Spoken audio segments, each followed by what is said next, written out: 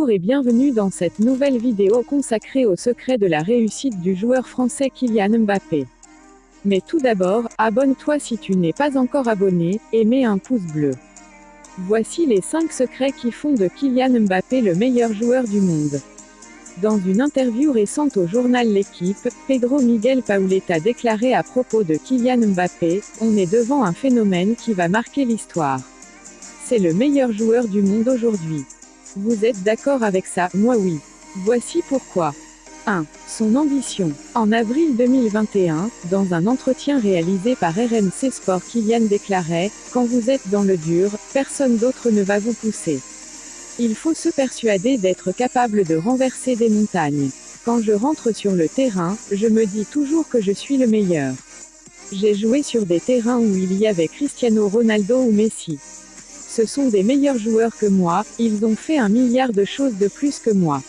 Mais je me dis que je suis le meilleur car, comme ça, tu ne te donnes pas de limite. » De cette simple phrase on peut retirer 2 éléments centraux du profil psychologique de Kylian.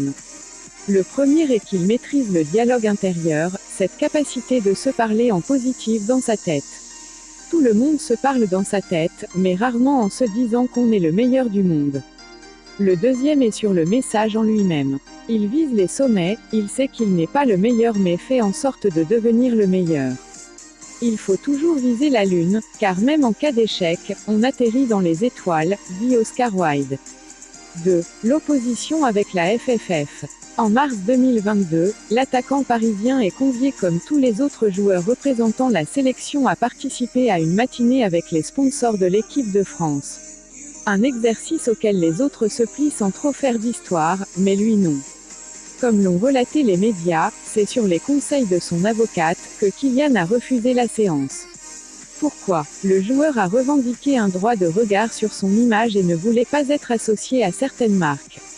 Et d'assumer lors d'une conférence de presse, le football a changé, et ça me paraît juste de donner un droit de regard sur notre nom, à quoi il est associé.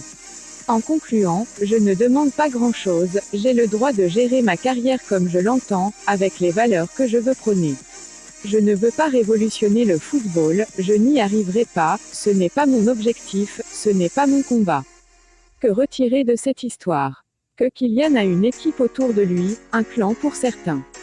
Qu'en dehors des terrains il n'attaque jamais vraiment seul, intelligence collective.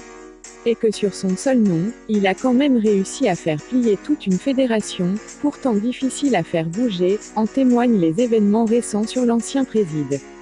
À 24 ans, Kylian ne fait pas la révolution mais il sait aller au combat. 3. Son intelligence. De façon générale, relisez toutes les interviews de Kylian, ce sont des bijoux de maturité et d'intelligence. Toutes débordent de réflexions que l'on entend rarement dans la bouche des joueurs de son âge. Longtemps je conseillais aux jeunes sportifs avec qui je travaillais d'écouter les interviews de Roger Federer ou de Rafael Nadal. Car les jeunes ont besoin de modèles pour évoluer. Aujourd'hui je leur conseille d'écouter Kylian. Il est en train de s'imposer comme le référent de toute une génération de sportifs. En plus du jeu, de la vitesse, il a la vision et l'intelligence des grands champions. De ceux qui changent, un peu, le monde. 4. Le flow. N'importe qui a regardé la finale de la Coupe du Monde 2022 s'est dit que ce joueur était à part. À la mi-temps, image diffusée postérieurement, il prend la parole dans le vestiaire et bouscule tout le monde. Ses coéquipiers semblent tétanisés par le stress. Lui s'impose comme le leader naturel et le futur capitaine de l'équipe de France. Les joueurs reviennent sur le terrain, c'est toujours laborieux mais sur 2 opportunités Kylian plante 2 buts. Extraordinaire. Personne n'y croyait sauf lui. Vous connaissez la suite. On a sûrement vécu la plus belle finale de l'histoire de la Coupe du Monde de foot. On a perdu mais Kylian a marqué 4 buts, 8 sur l'ensemble de la compétition, il a redonné l'espoir à tous les téléspectateurs devant leur écran, il a essayé, ça n'a pas marché. Ça s'est joué à rien. De cela je retiens que c'est le seul joueur qui a su élever son niveau pour cette finale. Il était dans le flow. C'est la marque des plus grands. 5. La résilience. J'emploie rarement le terme de résilience mais c'est le plus simple pour illustrer la capacité de Kylian à se remettre de la déception de la dernière Coupe du Monde. 3 jours après les pleurs sur le terrain du Qatar, il était de retour à l'entraînement.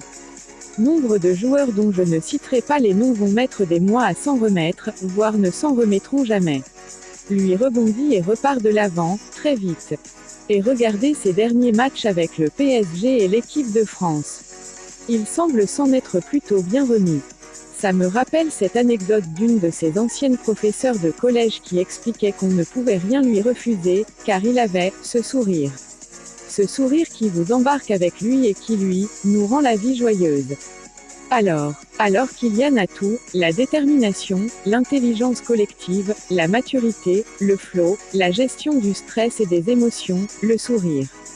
C'est la star de football français des 10 prochaines années et très certainement le futur meilleur joueur du monde. Merci cher abonné d'avoir regardé la vidéo jusqu'à la fin. Si tu n'es pas toujours abonné, abonne-toi et active la cloche, et n'hésite surtout pas de commenter. À très bientôt pour une prochaine vidéo.